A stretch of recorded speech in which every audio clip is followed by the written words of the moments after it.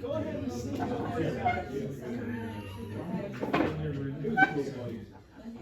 Okay, good evening, everybody.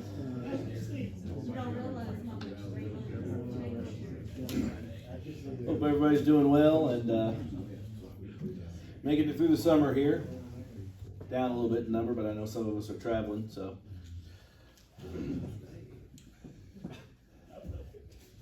So tonight we will finish up the storyline of David, and we'll see the end of his life, and then my plan next week is to kind of have a conclusion week, wrapping up everything that we talked about, kind of going back and recapping some of the main points, some of the main people that David interacted with, some of the main stories and lessons that we can pull out of that.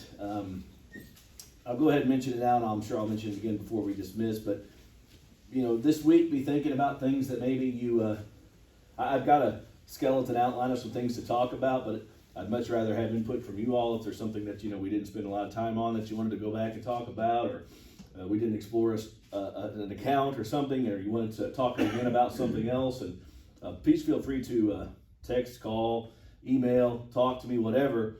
We'll try to get that in there, and because I want to make sure that this class concludes the way that you all want to. But we will kind of trudge through the material tonight and see where we get. Hopefully, we get through where we want to. So, to just briefly recap a little bit about what we talked about last week to bring us up to speed for those of you that were out or new or whatever. We talked a little bit how David regained the control of his kingdom. I put kingdoms. We're talking about Judah and Israel here. This would be after the rebellion of Absalom. Absalom has died by getting his hair caught in the tree. We talked about that, and David now has kind of regained control of his kingdom, and because it's still divided a little bit, we talked about how Sheba, who was not related to David, but he decided to kind of make his attempt at the throne, and he started a rebellion, and that did not work in his favor as well. God continued to bless David, and after that, he was a little bit more united in his rule. Then we talked about how there was a famine in the land, and the Gibeonites, who were wronged by Saul in times past, wanted revenge, and so David offered 7 relatives of Saul that appeased God, apparently, and God stopped the famine. We talked a little bit about David's final battles. We didn't spend a lot of time about those, but there was a lot of fighting going on in Philistia and Gath and some of those places where there were some more giants and things like that. And after those battles, we talked about in chapter 22 where David wrote a song of deliverance, and we talked about some of the metaphors that were there that David was using, and the beautiful language and the way that he saw God, that he used the words like rock and salvation and fortress, those kind of strong protective type of words. He also, in the next chapters, voiced what would be called the last words of David, obviously not his final words before he dies, but kind of more of his last poetic words. Recapped his mighty men at the end of chapter 29, kind of gave that list and included Uriah, if you remember. In chapter 24, we talked about the census that David took that was against the plan of God. That was his prideful action there. To sacrifice and make atonement for that, David bought this threshing floor of Araunah. We talked about how that was significant in that would be the future place where Solomon would then build the temple that David wanted to build. God would not allow him to do that, but that's where Solomon would build his temple. Any thoughts about what we talked about last week? Everybody quickly up to speed so we can trudge on. That got us through the end of the book of 2 Samuel. Sorry, been a long quarter. Too many. But that gets us through 1st and 2nd Samuel, and so that gets us into 1 Kings. So if you've got your Bibles, you're going to want to open up to 1 Kings chapter 1.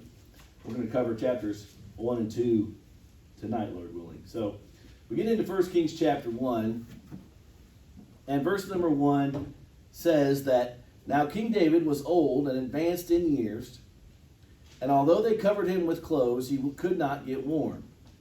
So we talked a little bit about how old is, let's assume that David is in the final even weeks and days of his life. How old is he about this time?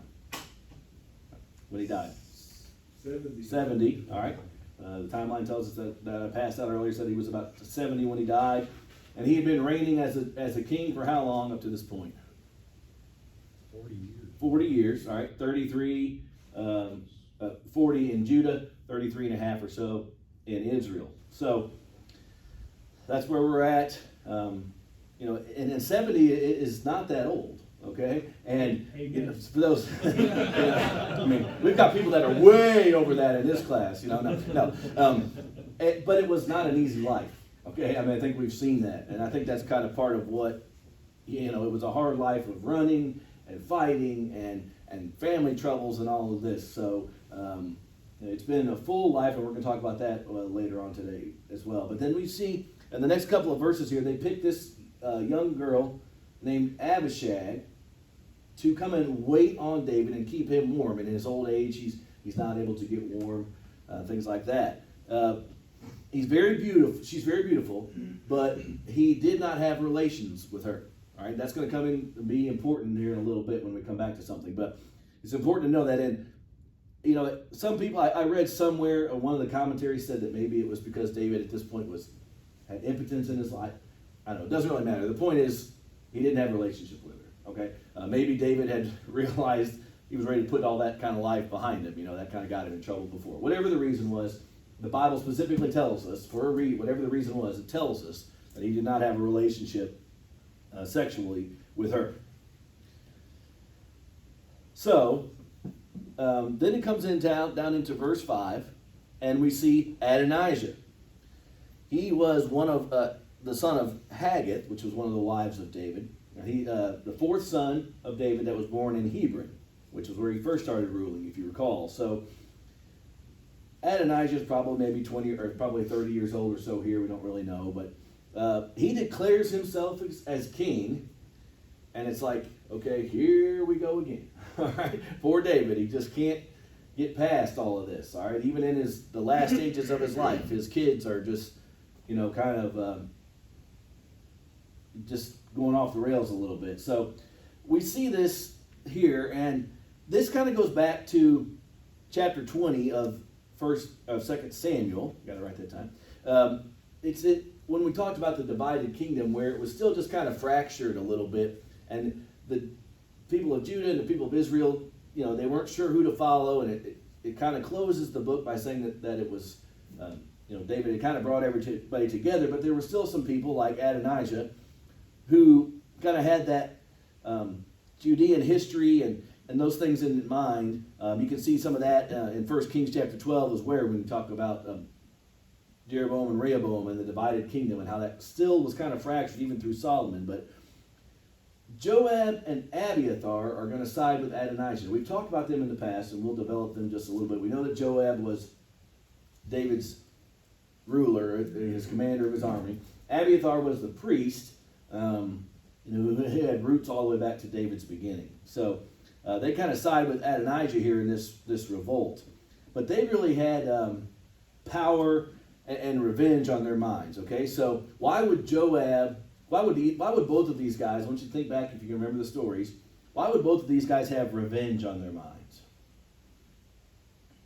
What about Joab? Think about Joab. Why would he be upset? He got shut out. He got shut out. He got passed over a couple times, didn't he? There at the end there when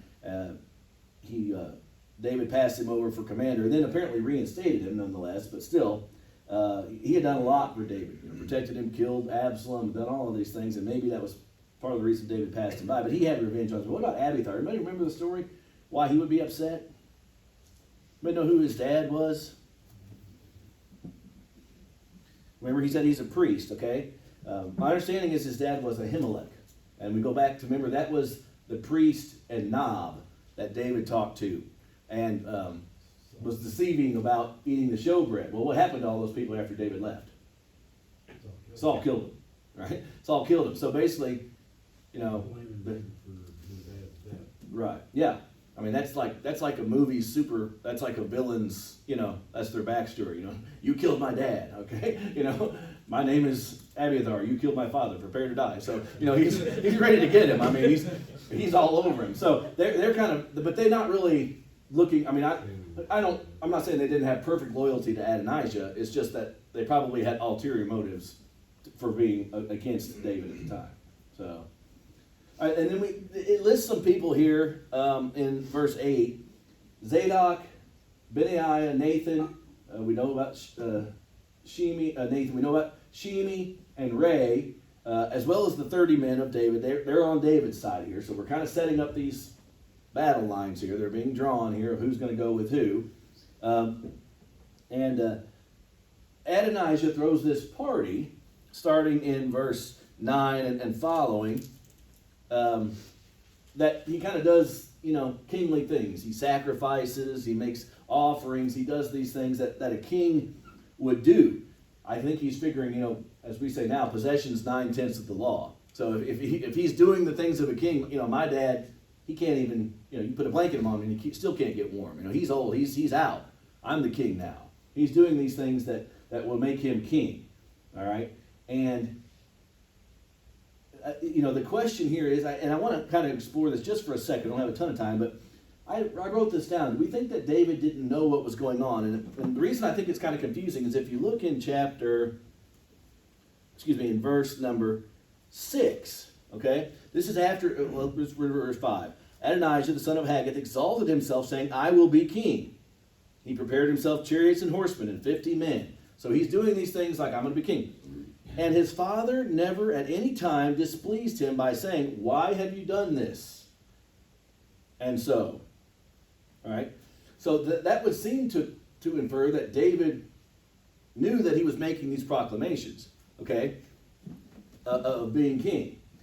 But then we're going to kind of see now is if you go into verse 11 of 1 Kings, after this party's going on, Nathan, who we talked about earlier, is on David's side here. He decides to let David know what's going on. So it kind of, in my mind, it was like, well, he just said he didn't say anything about it. But because we talked about how in the past that got David in trouble before, when he didn't punish his kids and he didn't take control of what he was supposed to do. Maybe he didn't know the extent of what was going on. He didn't know about this party, perhaps. That's kind of the way I fit this into the storyline here. But he confides in Nathan, confides in Bathsheba here. And I wrote that it's a little ironic because why is that ironic? Anybody think about Nathan and Bathsheba? What did Nathan have to do? He told David that he was wrong. He told David he was wrong, but he basically probably proclaimed to the whole country and everybody that it was that David and Bathsheba had an affair, and that's kind of where it got revealed. So obviously, I think they're both past that at this point, but because they want what's best for Solomon. Okay, so because Bathsheba is the mother of Solomon, Bathsheba wants Solomon to be king, and apparently David does as well. It mentions, let's see. It says that Bathsheba said, "Did you not swear to me, Solomon your son shall reign after me?" Now we don't have any record of that happening prior to this. We don't have any, a verse that said that David promised that Solomon would be king. Apparently, it was in a private conversation or something with Bathsheba, and probably even Nathan, because Nathan is in on this whole thing. So Nathan and Bathsheba get together and devise a plan. It says, okay, Bathsheba, you're his wife. You go in there and tell him, hey, Adonijah's doing stuff you don't want him to be doing. If you want Solomon to be king, you need to act. And Nathan kind of comes in, like, after that's already been revealed, like, says the same thing, almost like to reveal the urgency of it, if you know what I'm saying. It kind of says to David, okay, you need to act now if you want Solomon to be king. And evidently Adonijah knew, because up in verse 10 it tells them they didn't invite Nathan the prophet or Solomon. Right, and if you're planning a coup, you're not going to invite your enemies to the party. That he knew that, and that's another reason why Bathsheba revealed the urgency, because if Adonijah becomes king, Solomon and Bathsheba, they're the first ones to go. Okay, I mean, because Solomon's the person, that's the next person probably. So Adonijah knows that, and he knows where the battle lines have been drawn. So thank you for that. It's a good point. So I mean, that's why Bathsheba is so concerned here, because she wants that promise that David made. You know, she knows that if Adonijah becomes king, they're not going to last. So David, in verse 28 of chapter 1, he says, okay, call Bathsheba, David does. And they basically say, yes, Solomon will reign after me. He devises this plan. Basically, that's everyone that's on David's side. They plan this. They bring him in on his own donkey with trumpets and fanfare. They bring him in through the city, okay? That sounds a little bit like what? What event? Triumphal entry, okay? And it's kind of, I think it's a little bit of foreshadowing here of how, that Solomon is going to continue to be the king, and that line's going to come through there because Jesus comes from the line of David. So, I don't have a map here to show you, but from what I've read in different various commentaries, if you had a map, it would show you that where Adonijah is having this party and where they're bringing Solomon in, you couldn't see that.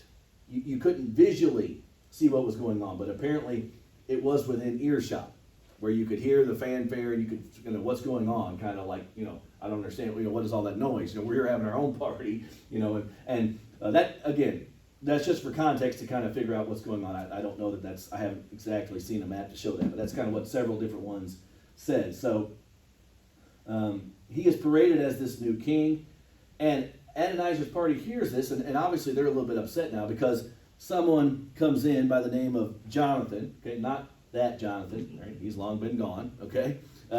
He comes in, and but it's actually Abiathar's son, Jonathan. So remember Abiathar or Abiathar, I think some people say, and Joab are there at the party here with Adonijah, and obviously they say, well, Solomon's being paraded as king, and that kind of terrifies everybody at this party because they're being pretty treasonous if you think about it. I mean, with David still alive, they're throwing a party to declare a new king that the new king has not said, you're a king. And so everybody kind of disperses out of fear, and Adonijah fears for his life, and he goes to the altar and grabs the horns. We're going to talk a little bit more about that here in a second, but he grabs these horns at the altar. Well, we'll talk about it now. It's normally for someone who accidentally kills someone.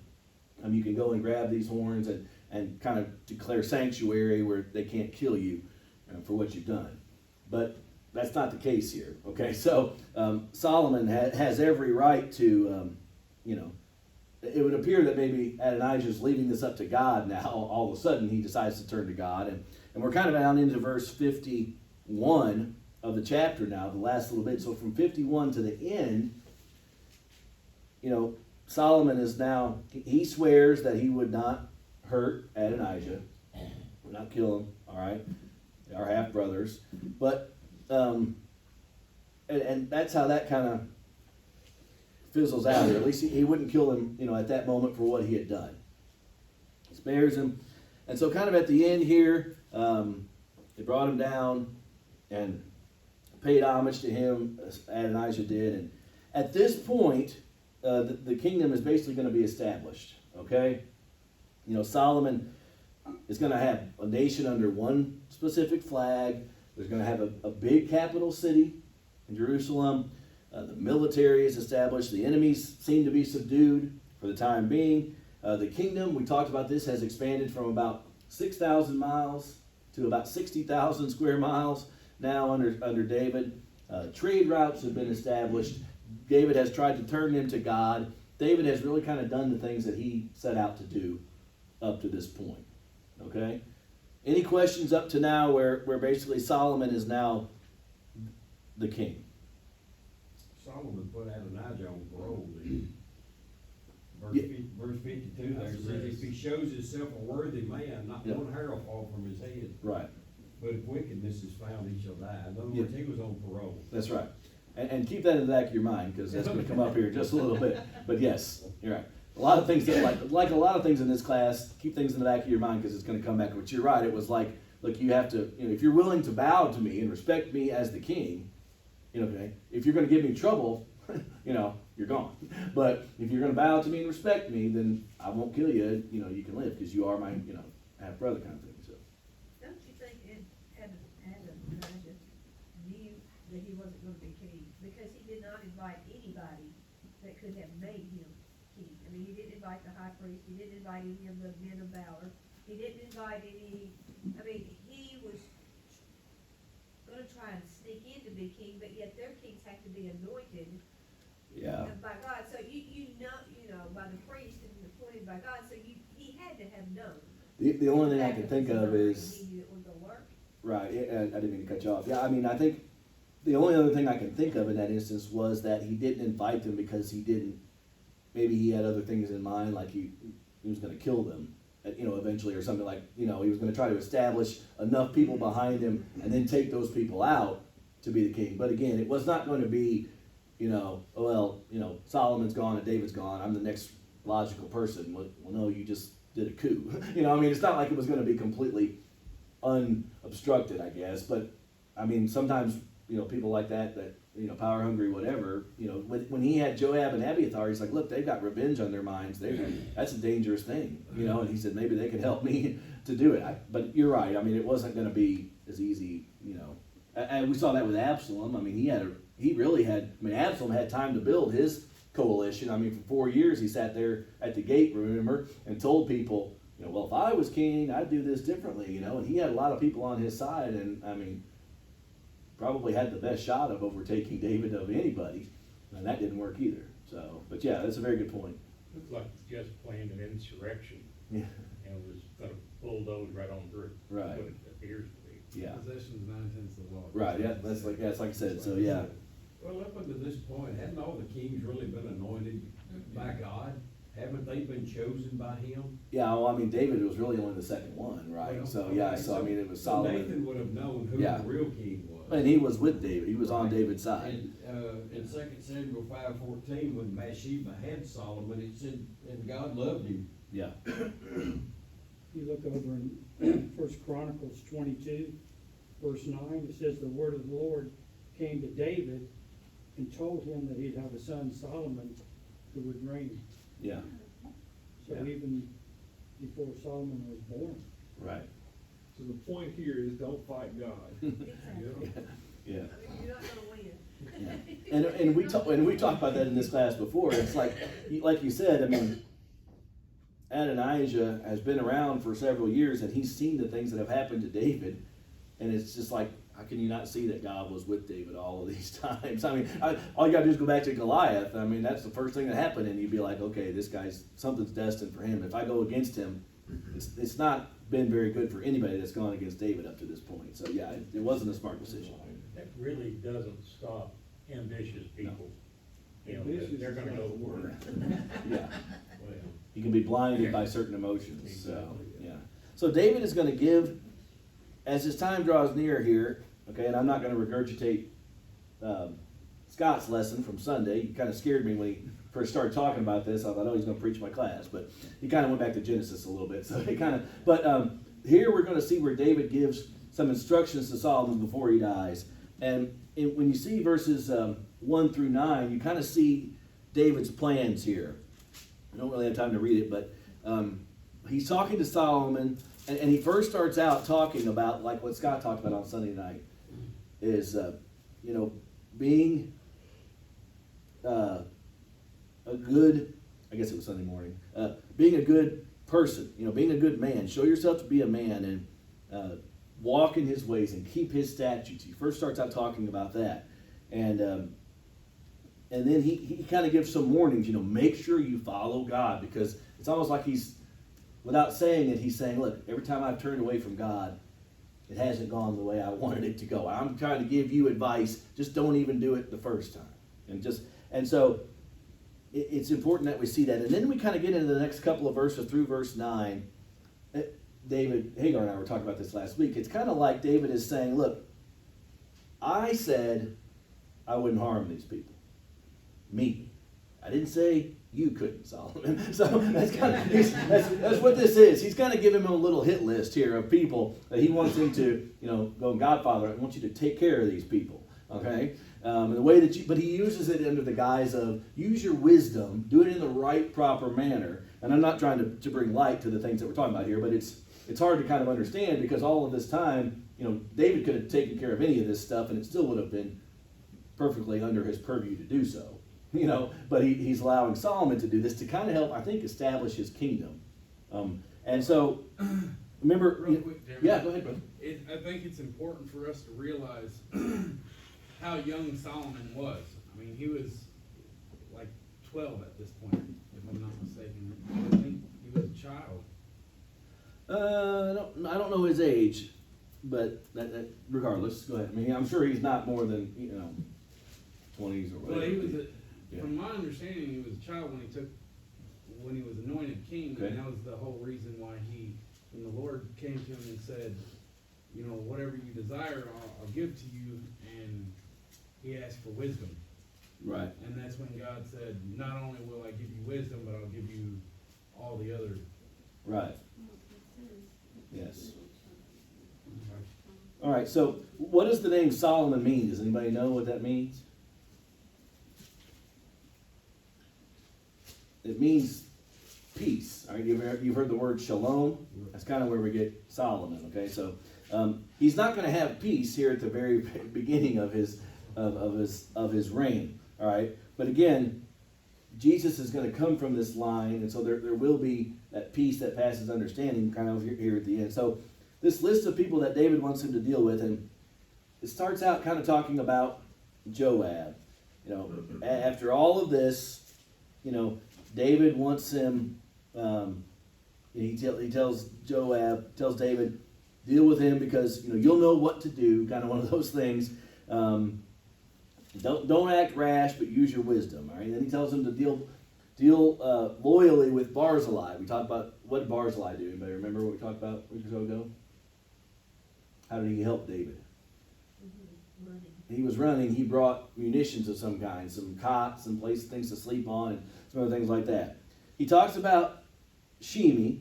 All right. Now Shimei was the person who actually cursed David while all this was going back when the Absalom thing was going on.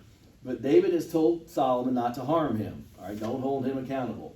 That's what David's wish is. Okay, but keep him in your mind. Okay, and we're gonna come back to him. Like we got about three or four other things to tie up here in a second. But all right, so then we get into verse 10 and 11 of chapter 2. Somebody actually read 10, 11, and 12 for me, please. Then David slept with his fathers and was buried in the city of David. And the time that David reigned over Israel was 40 years. He reigned 7 years in Hebron and 33 years in Jerusalem. So Solomon sat on the throne of David, his father, and his kingdom was firmly established. All right. So after all that we talked about, it just kind of sums it up right here. Okay, David dies and Solomon is established. We're about 970 BC right now when David dies. So that's the time that we're talking about. And Solomon has kind of firmly been established here. And he's got this list of things that he kind of needs to accomplish here at the end. So First Chronicles chapter 29 actually talks about the life. Remember we talked about how it has some parallels to 1 Kings and 2 Samuel. First Chronicles 29 verse 28 will say that he died, he being David, at a good age, full of riches and honor. So it was a good life. He was at the end of his life, no matter the thing, it was not an easy life by any means. We talked about that. We talked about all the conflicts, but it was filled with repentance and respect for God, and it shows a great model for us. And so this, would be a very happy ending, perfect place to stop, okay, but I want to kind of tie up the things that David has asked us to tie up here, asked Solomon to tie up. Let's finish chapter 2 with the time that we have left, talking about some of the things that Solomon did to further establish this kingdom, all right? So we talk about Solomon taking care of some things here. I wish we had, I encourage you to read 13 through 46 here in 1 Kings chapter 2. We don't have time to read all of them, but I want to kind of hit on some of the people. Adonijah comes and remember him. Okay, he's the guy that just got done trying to overthrow. And I told you to remember Abishag, that she had no relations with David. This is the same person. Adonijah comes to Bathsheba and asks to take Abishag as his wife. And I don't know if this is one last attempt by Adonijah to take something of David's that maybe he thought they had relations or something, and to maybe try to establish himself as king again one last time. I don't know. It would seem not. But Bathsheba takes this to Solomon, all right? And Solomon kind of blows a gasket about it all. He kind of realizes, what did he tell Adonijah? We talked about it. I think, Chris, you talked about it. He said, He's on parole. yeah, you're on parole, all right? And he just kind of skipped out on parole right here, all right? When he made that request, Solomon said, that's it. And, that was your chance. I treated you kindly.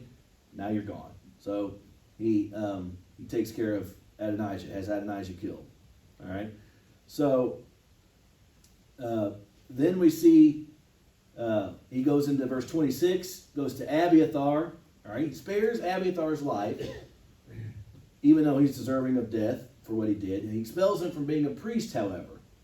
All right, so Solomon, he's cleaning house here a little bit, all right? We're going to come back to that and tie this all up here in a second. But so Abiathar is no longer the priest, but he lives.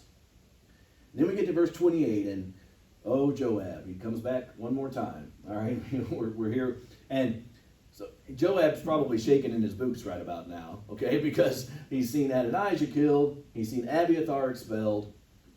And so what does he do? He does just what Adonijah does. And he goes and grabs the horns of the altar, thinking that Solomon, surely, his name means peace. He's the new king. Surely he's going to spare my life. Solomon says, nah, I don't really care about that. The horns of the altar are for those who accidentally kill someone, and he has him killed.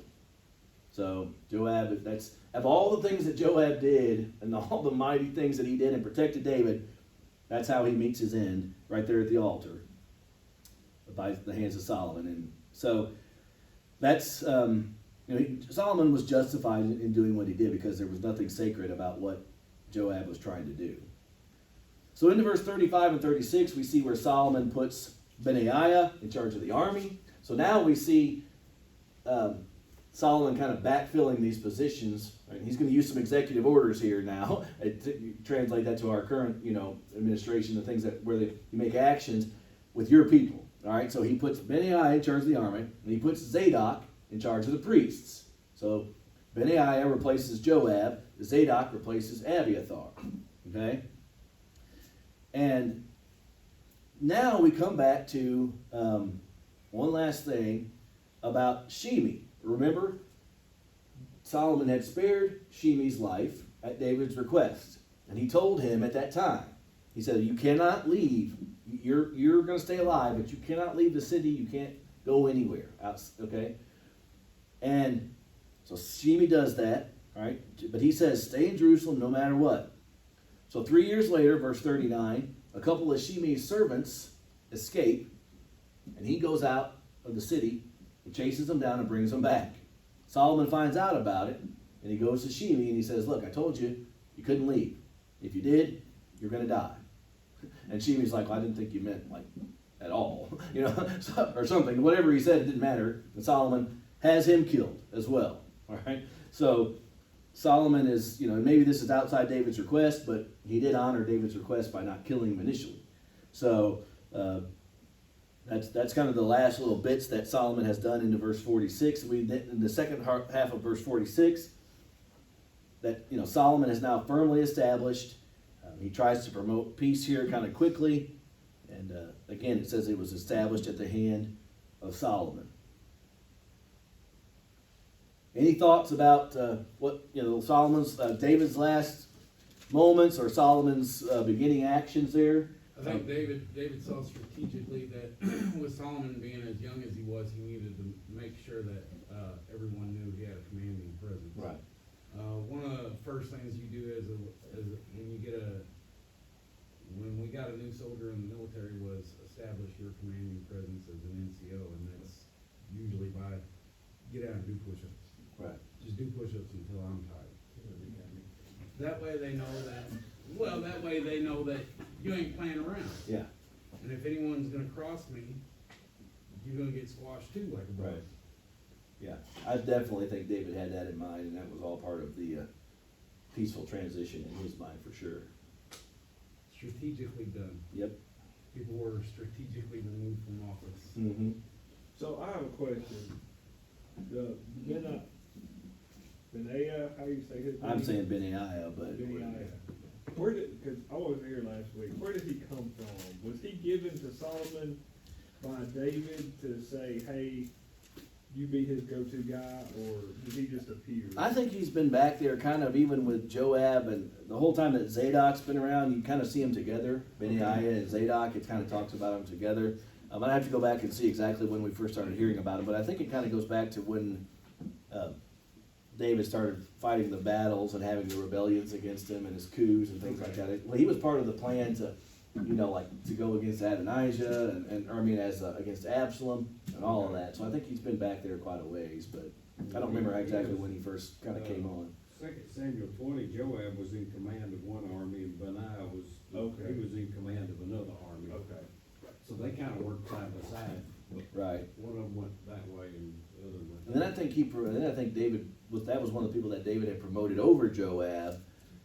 But then I think when they split up, they had the different. And then Joab kind of went back with Adonijah. So Joab was kind of up and down throughout his entire time with David. Benaiah was one of his go-to guys. Right, definitely. Yeah.